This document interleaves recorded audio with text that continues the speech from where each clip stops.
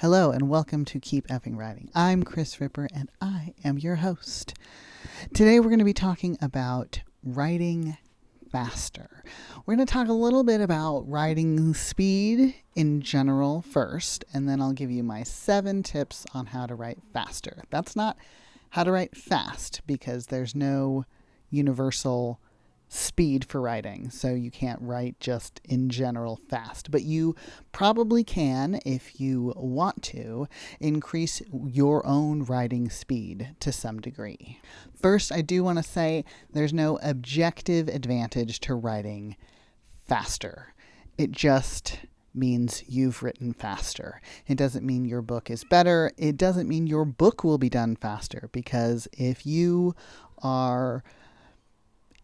brain wants to write at a certain speed and you determine arbitrarily that you will be writing faster than that, that may result in a book that needs a lot more work in developmental edits. So if you want to put it in numerical terms, if your brain wants to write a book in 2 months, you have forced it to write a first draft in 1 month, and then it takes you 3 additional months of developmental edits to get it to the point where it could have been at the end of those 2 months, because that's just how it would have been written better or more efficiently. Then you've actually doubled the time it's taken to get you to a workable draft of your novel. Math.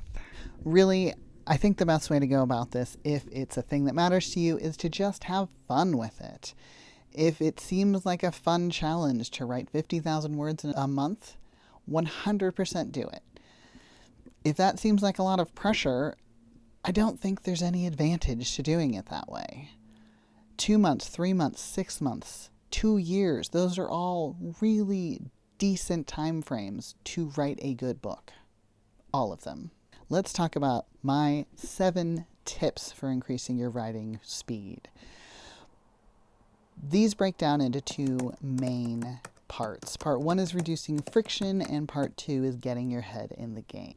My first tip is to move your devices to the places that you can do a quick sprint. I rely a lot on quick sprints rather than big writing blocks, because in my life as a parent and a person who has a lot of things going on, quick sprints are often how I get the most done. So for me, that's often the kitchen counter. If I put my computer on the kitchen counter, a place that I keep very clear of things for my own mental health, I will be inclined to write for 10 minutes if that's what it takes for me to remove my computer from the kitchen counter.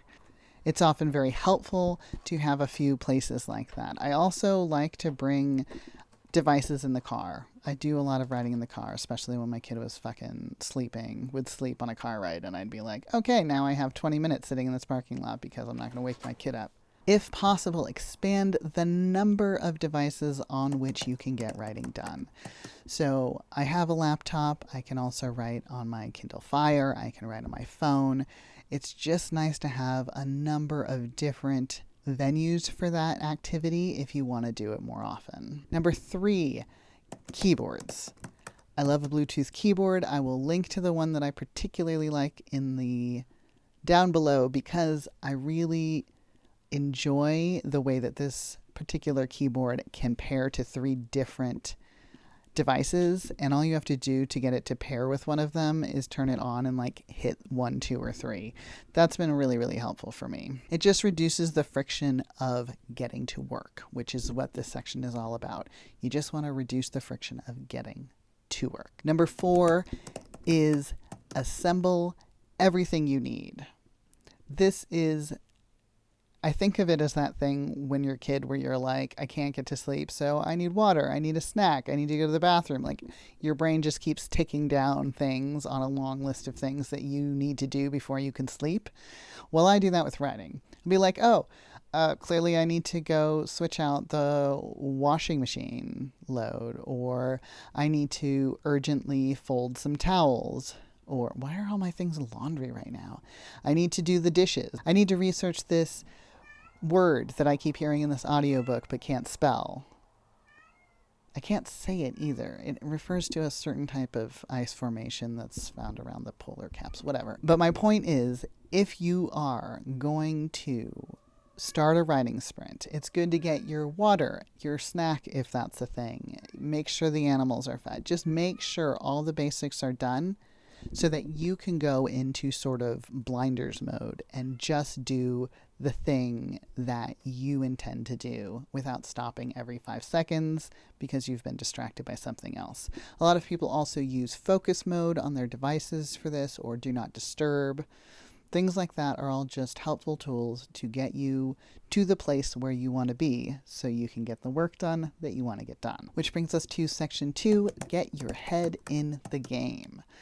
This is the part of my process that I think flows the most and is the most kind of flexible and changeable throughout time. So the things that I need to do personally to get my head in the game have changed a lot over the years, and some of that is just because I as a human have changed, and some of it is because my actual writing process changes. Item 5, which I don't do as much now as I did when I was younger, as in a younger writer, is not leaving a blank page ever. I used to never leave. I wouldn't leave myself with a blank line at the end of the previous writing session. So every time I opened the book that I was working on, I would have a letter on the following line. Blank line, 1 letter. And sometimes that was helpful, and sometimes it just gave me something to delete. And even just hitting backspace was enough to cue my brain that we were going to be writing. And that was always very helpful to me. It just got me like going on a level that having a blank line and starting with the pressure of I have to write something now did not. And sometimes it was just helpful. I would start a paragraph with a word and maybe I'd delete it, or maybe I'd just run with it and delete it later. It didn't matter. It was just something to get me going. Number 6, utilize rituals. Human brains love a ritual. We love a pattern. We love a routine. We love these things. So if you need a writing ritual, go for it. And if you've never tried one, 100% go for it. Buy a specific candle that you only burn for writing, or light incense, or have a certain playlist that you only use for writing. All of these sensory cues can get your brain into the mode that it needs to be in order to do the thing. And finally, number 7. These are also rituals, but they're slightly different. They're writerly, processy rituals.